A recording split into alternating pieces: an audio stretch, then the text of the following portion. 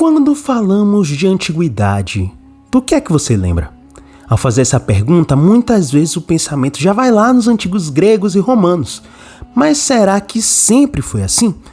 E como será que se deu essa formação de mentalidade de uma antiguidade? Foi natural ou construída? Olá, meu nome é Samuel Nepomuceno, sou pesquisador e professor e seja muito bem-vindo a mais uma dose da história. No vídeo de hoje, vamos falar sobre a construção de uma antiguidade e a sua relação com o renascimento cultural. É logo depois da vinheta.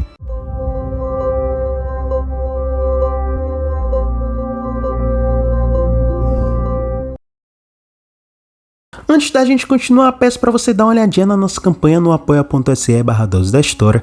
Lá você vai ter acesso a recompensas exclusivas e de quebra pode ajudar o canal a continuar existindo. No mais, deixa o like se esse vídeo for útil para você. Também não deixe de se inscrever para não perder mais nenhum conteúdo. E segue a gente lá nas outras redes sociais, @Dose da História em tudo. Lá tem conteúdo diário sobre história e ciências humanas.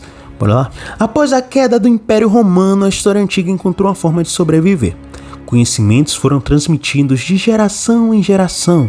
Ruínas arquitetônicas guardavam segredos do passado e textos valiosos foram preservados em bibliotecas de monastérios e da corte do Império Bizantino.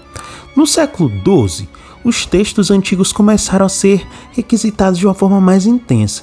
O que chamava a atenção nesses escritos era a sua natureza laica, ou seja, não tinham influência da igreja, o que se alinhava perfeitamente com o pensamento da época. Essa busca intensa pelos textos ganhou ainda mais força entre os séculos XIV e XV, quando grandes obras desse mundo antigo começaram a ser reeditadas, graças à disseminação da imprensa na Europa e à queda de Constantinopla para os turcos. Essa porção de tempo é conhecida como Renascimento.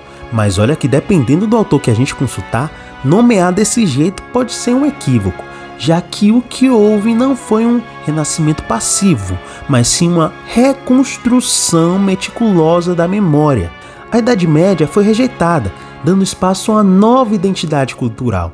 Essa reconstrução impulsionou revoluções políticas, sociais e culturais, cujas consequências a gente vê e encontra até hoje, tá? O Iluminismo marcou a origem da história científica e do nascimento da história antiga como a gente conhece.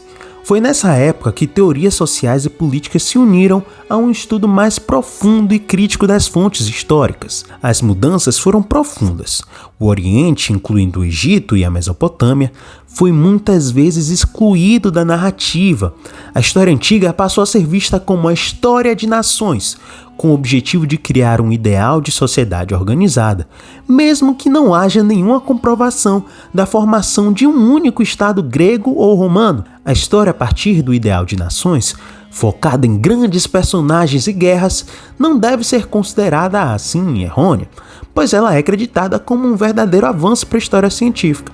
Os acontecimentos do passado eram analisados com mais precisão e vigor se comparado com o estudo dos historiadores mais antigos. E assim, a reconstrução da memória da história antiga, desde a queda do Império Romano até o Iluminismo, deixou um legado profundo. Do resgate de textos à rejeição do medievo, passando pela busca de identidade cultural e pelas mudanças na forma como vemos o passado, essa jornada moldou a compreensão da história. Muito obrigado por assistir esse vídeo até aqui. O Dose da História é um projeto educacional feito com bastante cuidado.